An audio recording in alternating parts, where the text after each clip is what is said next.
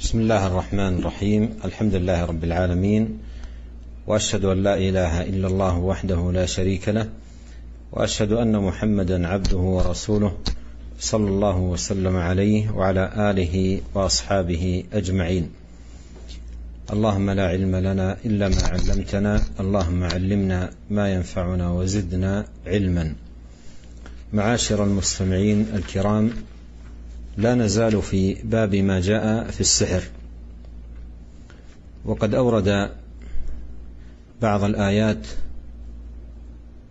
المتعلقة بهذا الباب، ثم قال رحمه الله: وعن أبي هريرة رضي الله عنه أن رسول الله صلى الله عليه وسلم قال: اجتنبوا السبع الموبقات. قالوا: وما هن يا رسول الله؟ قال: الشرك بالله، والسحر، وقتل النفس التي حرم الله إلا بالحق، وأكل الربا، وأكل مال اليتيم، والتولي يوم الزحف، وقذف المحصنات الغافلات المؤمنات. هذا الحديث يعد من الأحاديث الجوامع في باب الكبائر والتحذير منها، والأمر باجتنابها، وبيان خطورتها بأنها موبقة لصاحبها. وقد بدأ عليه الصلاة والسلام هذا الحديث بقوله: اجتنبوا السبع الموبقات. وقوله اجتنبوا أبلغ في الدلالة على المراد من قول لا تفعلوا أو اتركوا أو نحو ذلك، لأنها تتضمن الترك والبعد عن المقاربة، بحيث يكون المرء في جانب بعيد عنها. قد مر معنا قريبا من ذلك في دعاء خليل الرحمن عليه السلام، حيث قال: واجنبني وبني أن نعبد الأصنام، أي اجعلني في جانب بعيد عنها. والكبائر مطلوب من العبد أن يتركها، وأن يبتعد عن الوسائل والطرائق المفضية إليها. ولهذا قال الله: ولا تقربوا الفواحش، وهذا أبلغ من ولا تفعلوا الفواحش، لأن فيه النهي عن الفعل وعن الوسائل المفضية إلى الفعل. والوسائل المفضية إلى الحرام حرام، لأنها تؤدي إليه، فيجب على العبد أن يتجنبها، وأن يبتعد عنها، وأن يكون على حذر من الوقوع فيها.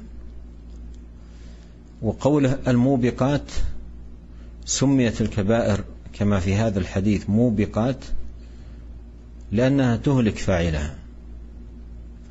أما في الدنيا فلما يترتب عليها من العقوبات والعواقب الوخيمة، وأما في الآخرة فلما يترتب عليها من العذاب. وقوله السبع، هذا ليس حاصرا للموبقات في هذا العدد، بل هي أكثر من ذلك، لكن هذا الحديث جمع موبقات سبع هي في غاية الخطورة والإهلاك لصاحبها، ولهذا وصفها بالموبقات، أي التي تهلك صاحبها في دنياه وأخراه. Bismillahirrahmanirrahim. Segala puji hanya bagi Allah Subhanahu wa ta'ala. Aku bersaksi bahwa tiada sesembahan yang berhak disembah, berhak diibadahi kecuali Allah Subhanahu wa ta'ala. Dan aku bersaksi bahwa Nabi Agung Muhammad sallallahu alaihi wasallam adalah utusan dan hambanya Allah Subhanahu wa taala. Salawat dan salam semoga selalu terlimpahkan kepada Nabi Agung Muhammad sallallahu alaihi wasallam beserta keluarga dan seluruh sahabatnya. Ya Allah, tidaklah kami mempunyai ilmu kecuali yang Engkau ajarkan kepada kami. Ya Allah, berikanlah kami ilmu yang bermanfaat dan tambahkanlah ilmu yang bermanfaat kepada kami. Para pemirsa, para pendengar, kaum muslimin yang dimuliakan oleh Allah Subhanahu wa taala, pada kajian hari ini kita masih membahas tentang bab keterangan-keterangan atau nas-nas yang datang dalam bab sihir. Dan pada kajian yang telah lalu kita sudah menjelaskan tentang dua dalil yang berasal dari ayat-ayat Al-Quran yang menunjukkan tentang sihir dan bahaya-bahaya yang dikandung dalam tindakan sihir, bahwa sihir menjadikan pelakunya kafir. Kemudian mu'allif rahimahullah menyebutkan dalil yang ketiga yang menjelaskan tentang hukum sihir. Hadis tersebut adalah hadis yang diriwayatkan oleh Abu Hurairah radhiyallahu anhu, bahwa Rasulullah sallallahu alaihi wasallam telah bersabda, "Ijtanibus sab'al mubiqat." Jauhilah oleh kalian 7 dosa yang membinasakan. Para sahabat bertanya, "Wa ma hunna ya Rasulullah?" Apa semua itu wahai Rasulullah? Kemudian Rasulullah menjawab, "Asyirku billah."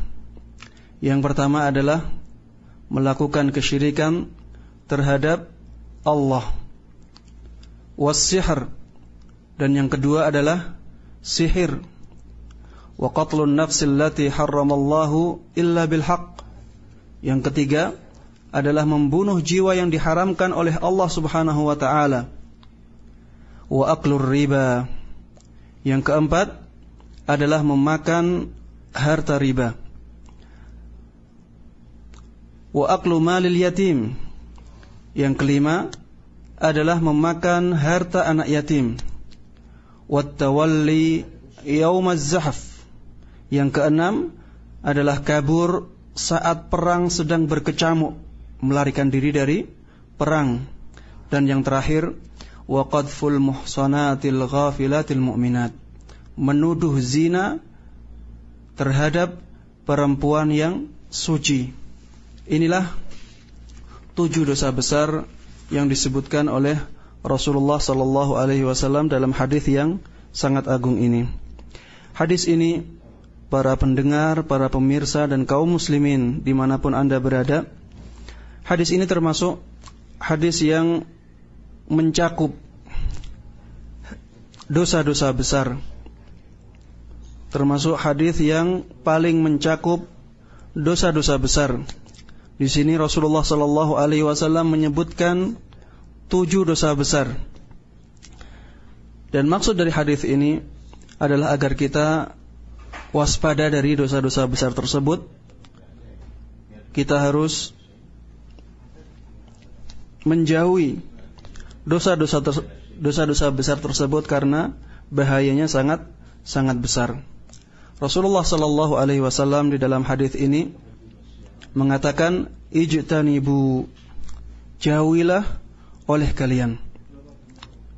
Dan kata-kata jauhilah oleh kalian ini lebih mengena daripada kata-kata la taf'alu au utruku, daripada mengatakan janganlah kalian melakukan, atau dengan mengatakan tinggalkanlah oleh kalian, atau kata-kata yang semakna dengan ini. Kata-kata jauhilah lebih kuat petunjuknya untuk meninggalkan sesuatu. Karena apa? Karena kata-kata jauhilah mengandung perintah untuk menjauhi hal tersebut, di samping mengandung perintah untuk meninggalkan perkara tersebut. Dan telah lalu keterangan tentang ini pada perkataan Nabi Ibrahim yang diabadikan oleh Allah Subhanahu wa taala di dalam Al-Qur'an, wajnubni wa baniya an na'budal asnam. Jauhkanlah aku dan anak-anakku dari menyembah berhala-berhala. Para pemirsa, para pendengar dan kaum muslimin dimanapun Anda berada, dosa besar kita diperintahkan untuk meninggalkannya.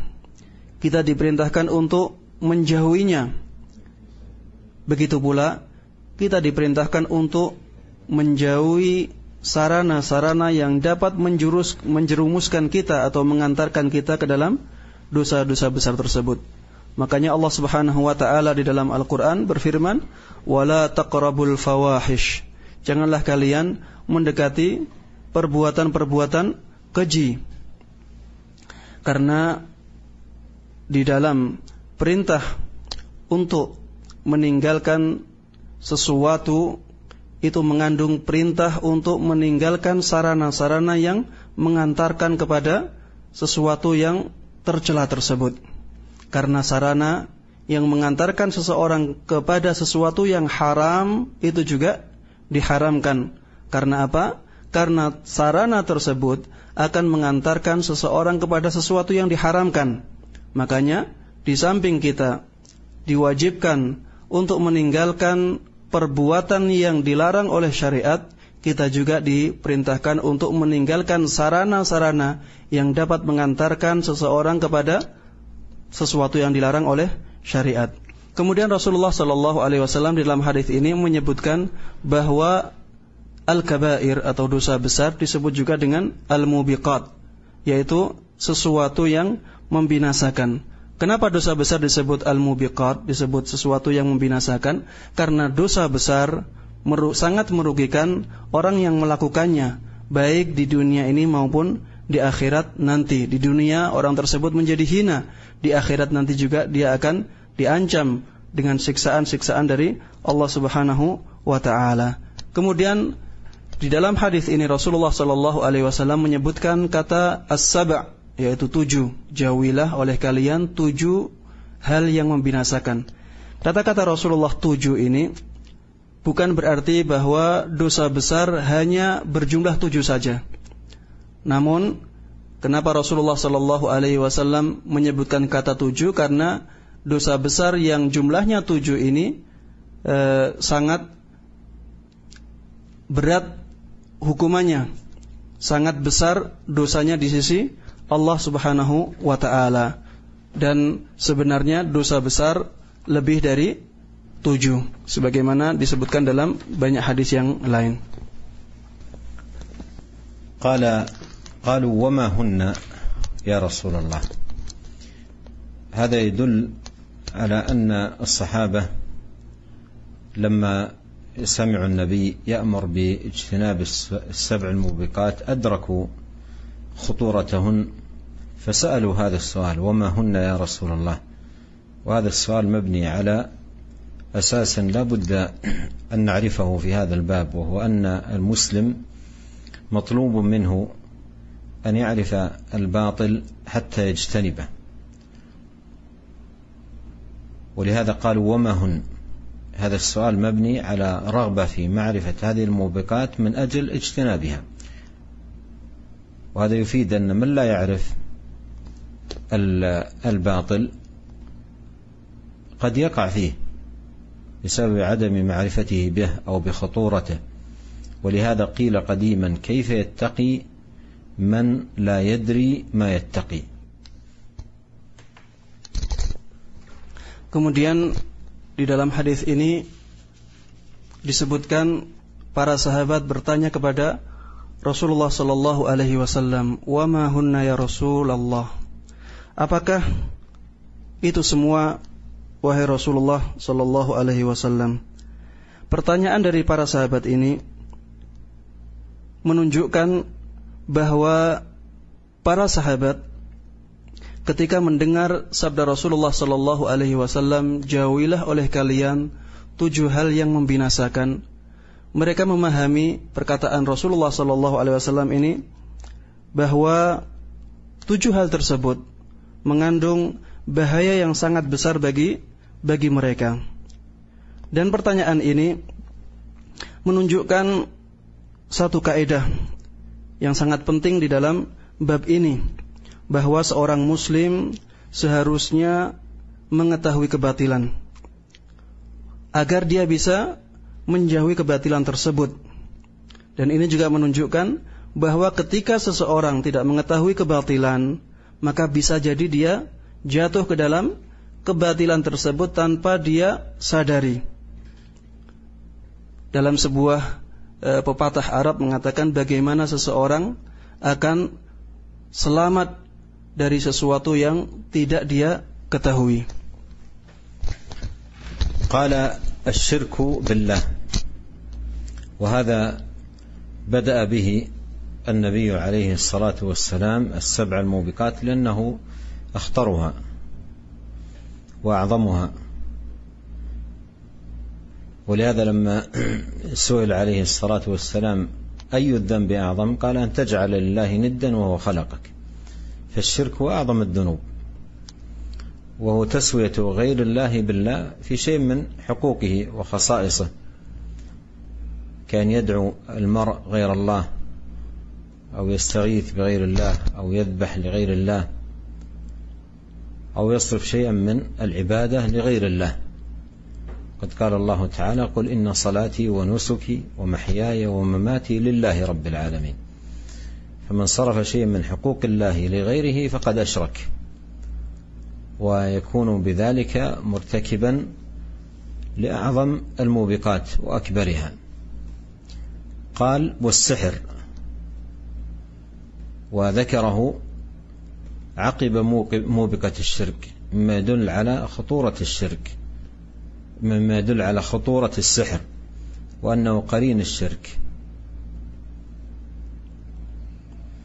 وقد تقدم في صدر هذه الترجمة بيان حقيقة الشرك والمراد به، وأيضا ذكر شيء مما يدل على خطورته وأنه موبق لصاحبه في دنياه وأخراه. Kemudian Rasulullah sallallahu alaihi wasallam merinci 7 dosa besar yang membinasakan manusia, dan beliau memulai dengan menyebut asyirku billah, berbuat kesyirikan kepada Allah Subhanahu wa taala, menyekutukan Allah Subhanahu wa taala. Rasulullah sallallahu alaihi wasallam memulai penyebutan 7 dosa besar yang membinasakan manusia dengan dosa syirik. Karena apa? Karena syirik merupakan dosa besar yang paling membahayakan, dosa besar yang paling besar dosanya. Oleh karenanya Rasulullah sallallahu alaihi wasallam di suatu ketika pernah ditanya oleh sahabat, ayyudz dzambi a'zam, dosa apakah yang paling besar? Maka Rasulullah sallallahu alaihi wasallam menjawab, an taj'ala lillahi niddan wa huwa khalaqak. Dosa yang paling besar adalah dengan engkau menjadikan untuk Allah Subhanahu wa taala saingan, sekutu, padahal dialah yang menciptakanmu. Syirik merupakan dosa besar yang paling berat. Syirik merupakan apa pengertian dari syirik? Syirik pada hakikatnya adalah menyekutukan Allah Subhanahu wa taala di dalam hal-hal yang merupakan kekhususan Allah Subhanahu wa ta'ala. Seperti misalnya doa, berdoa kepada selain Allah, padahal doa merupakan ibadah yang harusnya hanya ditujukan kepada Allah Subhanahu wa ta'ala. Di antaranya bernazar kepada selain, bernazar untuk selain Allah Subhanahu wa ta'ala. Ini juga merupakan kesyirikan, karena nazar adalah sebuah ibadah, dan ibadah tersebut harusnya hanya untuk Allah Subhanahu wa ta'ala. Kemudian beristighatsah kepada selain Allah Subhanahu wa ta'ala, dan ibadah-ibadah lain yang harusnya hanya diperuntukkan kepada Allah Subhanahu wa ta'ala. Semua ibadah merupakan haknya Allah Subhanahu wa ta'ala.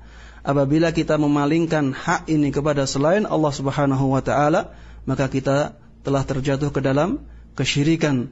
Allah Subhanahu wa ta'ala berfirman, "Qul inna salati wa nusuki wa mahyaya wa mamati lillahi rabbil alamin la syarikalah." Katakanlah wahai Muhammad, sesungguhnya salatku, sembelihanku, kehidupanku dan kematianku semuanya hanyalah untuk Allah Subhanahu wa ta'ala, tidak ada sekutu baginya. Maka barang siapa yang mengalihkan sesuatu hak yang kepunyaan Allah Subhanahu wa ta'ala, hak yang hanya dimiliki oleh Allah Subhanahu wa ta'ala untuk yang lainnya, maka dia telah terjatuh ke dalam kesyirikan. Kemudian Rasulullah sallallahu alaihi wasallam menyebutkan dosa besar yang kedua, yaitu as-sihr. Sihir disebutkan oleh Rasulullah sallallahu alaihi wasallam setelah kesyirikan langsung. Ini menunjukkan bahwa dosa sihir merupakan dosa yang sangat besar. Oleh karenanya Rasulullah menyebutkannya langsung setelah dosa yang paling besar, dosa besar yang paling besar, yaitu kesyirikan. Dan Rasulullah menggandengkan syirik dengan sihir. Ini juga menunjukkan kepada kita tentang dekatnya antara tindakan sihir dengan tindakan melakukan kesyirikan. Pada pertemuan yang telah lalu, kita telah menjelaskan hal ini, bahwa sihir tidak dilakukan kecuali dengan mendekatkan diri kepada syaitan, bahwa sihir tidak akan terwujud kecuali dengan melakukan kesyirikan. Karena dekatnya tindakan sihir dengan tindakan kesyirikan, Rasulullah sallallahu alaihi wasallam menggandengkan dua hal ini. Dan telah lalu juga penjelasan tentang pengertian dari sihir dan juga bahaya-bahaya yang ditimbulkan oleh tindakan sihir ini. Qala wa qatl an-nafs allati harrama Allah illa bil haqq. Wal murad bin nafs allati harrama Allah ay al-muslim ma'sum ad-dam alladhi harrama Allah subhanahu wa ta'ala qatluhu. Wa qawluhu illa bil haqq ay bi an taf'al ma yujibu قتلها. وقد جاء بيان ذلك في الحديث. قال عليه الصلاة والسلام: لا يحل دم امرئ إلا بإحدى ثلاث: النفس بالنفس، والثيب الزاني، ومن بدل دينه، أو كما جاء في الحديث عنه صلوات الله وسلامه وبركاته عليه. قال: وأكل الربا.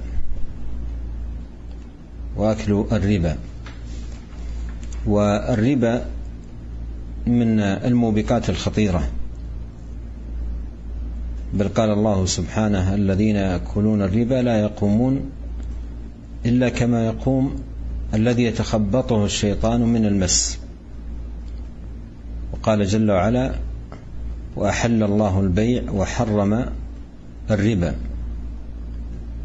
وقد ذكر العلماء أنه من أسباب سوء الخاتمة والعياذ بالله. والمراد بأكله أي تناوله بأي وجه كان، سواء بالأكل أو غيره. لكنه ذكر الأكل لأنه أعم وجوه الانتفاع. وقوله أكل مال اليتيم أي التعدي على مال اليتيم. قد قال الله سبحانه: إن الذين يأكلون أموال اليتامى ظلما إنما يأكلون في بطونهم نارا وسيصلون سعيرا. واليتيم هو من مات أبوه ولم يبلغ، أما بعد البلوغ لا يكون يتيما، لحديث لا يتم بعد احتلام، رواه أبو داود. Kemudian Rasulullah Sallallahu Alaihi Wasallam menyebutkan dosa besar yang ketiga, wa qatlun nafsil lati harramallahu illa bil haqq, yaitu membunuh jiwa yang diharamkan oleh Allah Subhanahu wa taala kecuali karena alasan kebenaran. Yang dimaksud dengan jiwa di sini adalah jiwa seorang muslim yang diharamkan atau dilindungi darahnya. Dan maksud dari kecuali karena alasan yang dibenarkan untuk membunuh seorang muslim yang darahnya asalnya dilindungi adalah diantaranya dengan melakukan 3 hal. Ketika orang tersebut melakukan hal-hal yang menjadikan dia boleh dibunuh. Dan ada keterangan di dalam hadis yang lain bahwa la yahillu damin imri'in illa bi ihda thalath. La yahillu damu imri'in muslimin illa bi ihda thalath. Tidak dihalalkan darah seseorang yang muslim kecuali dengan alasan salah satu dari 3. Yang pertama adalah ketika dia telah membunuh orang lain. Yang kedua, ketika dia telah berzina dengan zina yang muhsan.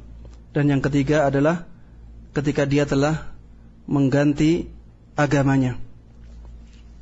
Ketika seseorang melakukan salah satu dari 3 perbuatan ini, maka darahnya boleh ditumpahkan atau jiwanya boleh dibunuh karena dia telah melakukan hal-hal yang menjadikannya diperbolehkan oleh syariat untuk dibunuh. Kemudian Rasulullah Sallallahu Alaihi Wasallam menyebutkan dosa besar yang keempat, yaitu memakan harta riba. Memakan harta riba. Riba merupakan dosa besar yang sangat membahayakan seseorang. Bahkan Allah Subhanahu wa taala berfirman di dalam Al-Qur'an, alladzina ya'kuluna ar-riba la yaqumuna illa kama yaqumul ladzi yatakhabbathu asy-syaitanu minal mas. Bahwa orang-orang yang memakan harta riba, mereka tidak bisa berdiri kecuali seperti berdirinya orang yang kemasukan jin. Kecuali seperti berdirinya orang yang kemasukan jin. Kita bisa perhatikan ya, orang yang sedang kerasukan jin, berdirinya tidak bisa lurus. Begitu pula orang-orang yang memakan harta riba. Allah Subhanahu wa taala juga berfirman, wa ahallallahu al-bai'a wa harrama ar-riba. Allah telah menghalalkan jual beli dan mengharamkan riba. Bahkan para ulama telah menyebutkan bahwa memakan harta riba termasuk di antara sebab-sebab su'ul khatimah, sebab-sebab ditutupnya kehidupan seseorang dengan penutupan yang buruk. Dan di dalam sabda ini Rasulullah Sallallahu Alaihi Wasallam menyebutkan wa aklur riba, memakan harta riba. Maksudnya bukan hanya memakan saja, namun memanfaatkan harta riba tersebut dengan semua tindakan. Dengan memanfaatkan harta riba tersebut masuk di dalam hadis ini, tidak hanya memakan. Rasulullah Sallallahu Alaihi Wasallam menyebutkan dengan redaksi memakan karena kebanyakan seseorang memanfaatkan hartanya dengan memakannya. Kemudian Rasulullah sallallahu alaihi wasallam menyebutkan dosa besar yang kelima, yaitu memakan harta anak yatim. Maksud dari memakan di sini adalah memakan dengan cara yang tidak dibenarkan. Dan memakan juga tidak hanya dengan memakannya saja, tapi dengan memanfaatkannya pada hal-hal yang dia tidak berhak untuk memanfaatkannya dalam hal tersebut. Dan Allah Subhanahu wa taala telah berfirman di dalam Al-Qur'an, innal ladzina ya'kuluna amwalal yatama zulma innama ya'kuluna fi butunihim nara. Sesungguhnya orang-orang yang memakan harta-harta anak yatim, sesungguhnya mereka telah memakan neraka atau api dan memasukkannya ke dalam perut-perut mereka. Yang dimaksud dengan yatim di dalam syariat Islam adalah orang yang meninggal bapaknya. Orang yang bapaknya meninggal dan dia belum balik. Maksud dari yatim adalah seseorang yang bapaknya meninggal dalam keadaan dia belum balik. Ketika dia sudah balik, maka tidak disebut sebagai anak yatim di dalam syariat Islam. Sebagaimana sabda Rasulullah sallallahu alaihi wasallam, la yutma ba'dal ihtilam, bahwa tidak ada keyatiman setelah seseorang dalam keadaan balik. Qala wa tawalli yawma az-zahf. المراد بالتولي أي الفرار وقت التحام الصفين. فإذا فر وقت التلاقي ملاقاة المسلمين بالأعداء فهذا من الكبائر، لأن هذا الفرار من أعظم الأمور التي يخشى أن تخلخل صف المسلمين وجيشهم. قال وقذف المحصنات الغافلات المؤمنات. والقذف في الأصل الرمي للشيء البعيد، ويطلق في الشرع على الشتم والبهتان. والمراد بالمحصنات أي العفيفات اللاتي حفظن فروجهن من الفاحشة والزنا.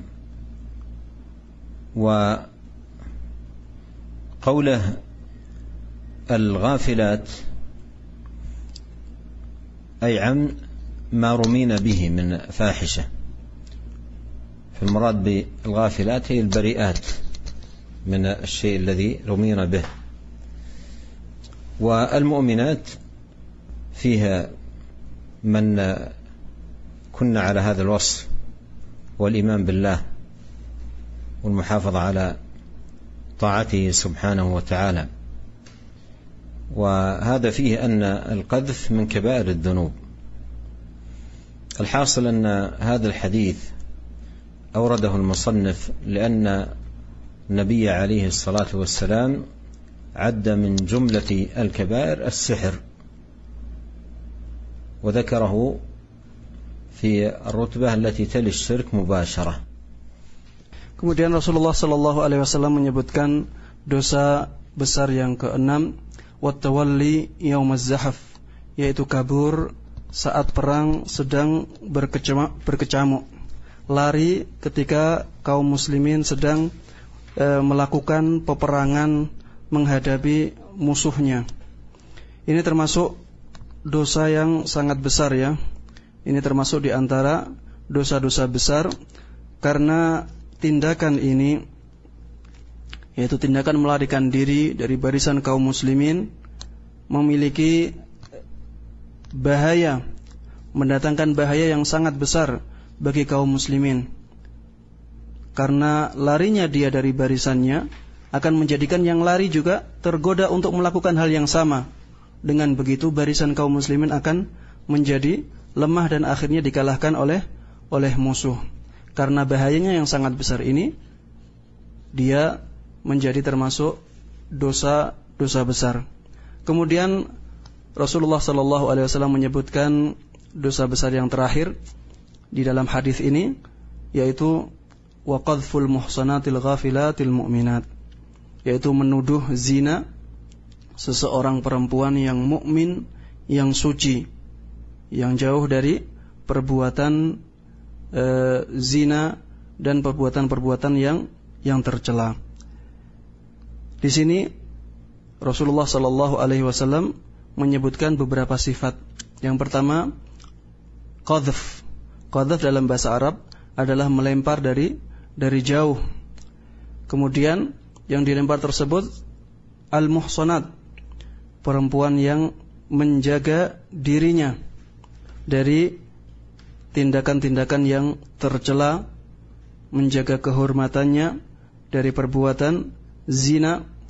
Al-ghafilat, perempuan yang bebas atau membebaskan dirinya dari tindakan-tindakan yang buruk yang mencemarkan atau mengurangi kehormatannya.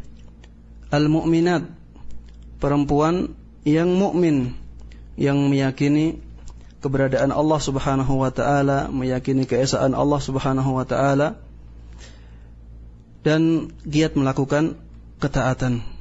Hadis ini menunjukkan bahwa melempar atau menuduh, melempar tuduhan kepada seorang perempuan mukmin dengan tuduhan zina merupakan dosa besar. Intinya, para pendengar dan para pemirsa kaum muslimin semuanya dimanapun Anda berada, Musannif rahimahullah mendatangkan hadis ini adalah untuk menjelaskan kepada kita semuanya bahwa sihir merupakan dosa besar yang sangat membahayakan.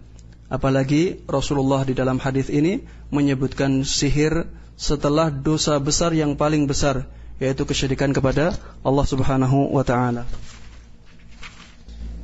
Qala rahimahullah wa an Jundub marfu'an haddu as-sahiri darbuhu bis-sayf أو ضربة بالسيف. رواه الترمذي وقال الصحيح أنه موقوف.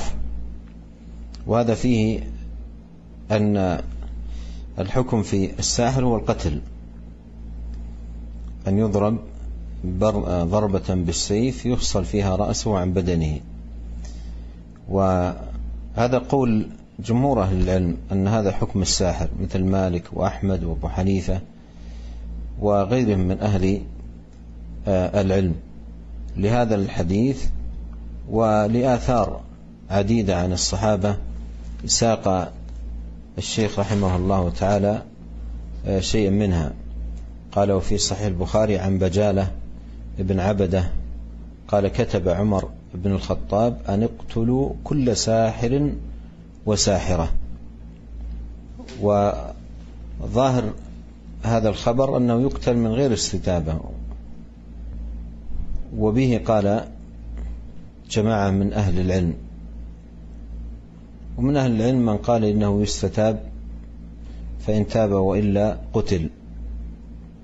قال وصح عن حفصة رضي الله عنها أنها أمرت بقتل جارية لها سحرتها فقتلت، أي قتلت الجارية. وهذا الأثر يؤيد ما سبقه، وأن حكم الساحر أن يقتل. قال وكذا صح عن جندب أي الأزدي راوي الحديث المتقدم. ثم ختم رحمه الله قال أحمد أي بن حنبل عن 3 من رسول الله صلى الله عليه وسلم، أي صح قتل الساحر عن 3 من أصحاب رسول الله صلى الله عليه وسلم، وجندب وعمر وحفصة. وأيضا روي عن غيرهم كعثمان وابن عمر. وبهذا ختم رحمه الله تعالى هذه الترجمة، ثم أتبعها بترجمة بعنوان باب بيان شيء من أنواع السحر، وفصل فيها رحمه الله تعالى ببيان جملة من أنواع السحر، بعد أن بين خطورة السحر وأنه من الموبقات العظيمة. وبهذا نصل إلى خاتمة هذه الحلقة، ونسأل الله عز وجل لنا أجمعين التوفيق والسداد والعون على كل خير. Kemudian muallif rahimahullah membawakan dalil yang keempat tentang sihir, yaitu dari hadis yang diriwayatkan oleh Jundub secara marfu', haddus sahiri darbuhu bis-sayf atau darbatun bis-sayf. Hukuman tukang sihir adalah dengan menebasnya dengan pedang, atau dalam redaksi lain, hukuman seorang tukang sihir adalah dengan satu tebasan dengan pedang. Hadis diriwayatkan oleh At-Tirmidzi dan beliau mengatakan yang sahih, hadis ini adalah hadis yang mauquf. Di dalam hadis ini terdapat keterangan tentang hukuman bagi tukang sihir, yaitu dengan membunuhnya, dengan memukulnya dengan pedang. Memukulnya dengan pedang, memukul, menebas kepalanya dengan pedang. Dan pendapat ini merupakan pendapatnya jumhur ahli ilm, pendapatnya mayoritas ulama. Di antara mereka seperti Imam Abu Hanifah, seperti Imam Malik, seperti Imam Ahmad, dan beberapa imam yang lainnya. Mereka berdalil dengan hadis yang disebutkan oleh musannif rahimahullah, bahwa hukuman tukang sihir adalah dengan memukulnya dengan pedang. Mereka juga berdalil dengan asar-asar atau perkataan-perkataan para sahabat. Di antara perkataan-perkataan tersebut disebutkan oleh muallif rahimahullah di dalam bab ini. Termasuk di antara perkataan sahabat yang menjelaskan hal ini adalah perkataan Umar ibn al-Khattab. Diriwayatkan dari Bajalah ibn Abdah, dia mengatakan bahwa Umar telah memutuskan, telah menulis surat agar setiap tukang sihir, baik laki-laki maupun perempuan, untuk dibunuh. Umar ibn al-Khattab memerintahkan kepada bawahannya agar mereka membunuh setiap tukang sihir, baik laki-laki maupun perempuan. Kemudian Bajalah mengatakan, setelah itu kami telah membunuh 3 tukang sihir. Ini juga menunjukkan bahwa hukuman bagi tukang sihir adalah dengan dibunuh. Sahabat Umar sendiri telah memerintahkan bawahannya untuk membunuh para tukang sihir. Dan secara zahir, secara sekilas, athar ini menunjukkan kepada kita bahwa untuk membunuh seorang tukang sihir tidak harus diminta bertaubat dulu. Tidak harus diminta taubat dulu, kemudian kalau tidak mau bertaubat kemudian dibunuh, tidak. Akan tetapi ketika dia terbukti melakukan tindakan sihir, maka dia berhak untuk dibunuh. Dan ini merupakan pendapat dari banyak ulama. Mereka tidak mensyaratkan adanya permintaan untuk bertaubat sebelum membunuh tukang sihir. Akan tetapi ada pendapat lain juga yang dikatakan oleh sekelompok ulama. Mereka mengatakan bahwa untuk membunuh tukang sihir kita disyaratkan untuk meminta agar dia taubat dulu. Kemudian mu'allif rahimahullah menyebutkan dalil yang keenam, yaitu athar dari Hafsah radhiyallahu anha, bahwa beliau memerintahkan untuk membunuh budak perempuannya yang telah melakukan sihir terhadapnya. Jadi Hafsah mempunyai budak perempuan, dan budak tersebut telah terbukti menyihir beliau. Maka akhirnya budak perempuan tersebut pun dibunuh. Begitu pula dalil yang ke-6 yang terakhir, diriwayatkan dengan riwayat yang sahih dari Jundub Al-Azdi. Dia juga menjelaskan bahwa hukuman tukang sihir adalah dengan dibunuh. Imam Ahmad rahimahullah telah menjelaskan bahwa ada 3 sahabat yang telah menjelaskan tentang ini, yaitu bahwa hukuman bagi tukang sihir adalah dengan dibunuh. 3 sahabat tersebut adalah sahabat Jundub Al-Azdi, sahabat Umar ibn Al-Khattab, dan sahabat Hafsah radhiyallahu anhum ajma'in. Begitu pula diriwayatkan dari sahabat-sahabat yang lainnya, di antaranya sahabat Uthman dan sahabat Ibnu Umar radhiyallahu anhum ajma'in. Dengan demikian, para pemirsa dan para pendengar kaum muslimin yang dimuliakan oleh Allah Subhanahu wa taala, selesai sudah pembahasan kita tentang bab ini, yaitu bab yang menjelaskan tentang nas-nas yang berhubungan dengan sihir. Dan setelah bab ini, mu'allif rahimahullah membawakan bab tentang macam-macam sihir.